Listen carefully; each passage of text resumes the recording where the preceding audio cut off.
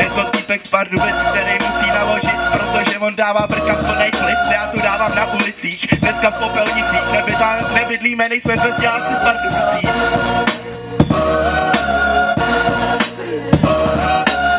Přišel jsem dát freestyle, abyste se bavili, nepřišel jsem teďka dejsovat tady do chrudiny. Sorry kámo, seš můj kámoš a proto teďka spolu musíme dávat tu nálož. Přišel jsem pobavit lidi rapem, koupil jsem si u Číňanů brejle za 8 pětek. Je mi to jedno, můžete se bavit, přišli jsme dávat bary a plnit hlavy. Svejma rýmama a plíny nemám, ale stejně jsem to přišel dát, teď to předám. Přesně tak, on to předal. Já absolutně mou náladu zvedal. Vím, že to udělám správně. Já tohle to tady zajeme. Jo, ten tu se mnou sedla a má padaky rád. Vím, že absolutně zajemu ten pocem zajet. Můžu se vsadit, že dnes to rozjebu.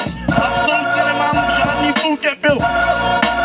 Můžu jet s Darkem, můžu jet parkem. Vidím tady tenhle ten debilní parket. Vidím tady lidi, co se dneska přišli. Nevidím tady všechny Darky. Vidím tady Johnny, vidím tady Marta. Vidím tady, je to otočená karta. Je to otočená karta. Vidím tady, musím do toho majku pořádně zařvat.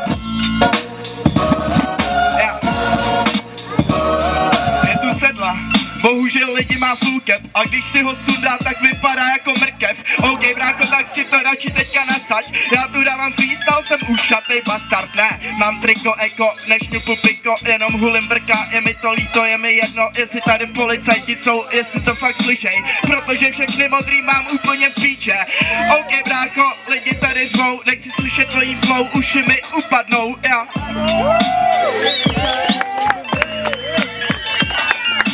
Upadnou ti uši, ale stejně ti to sluší, teďka puším a tuším, že dáváme ten freestyle, víš.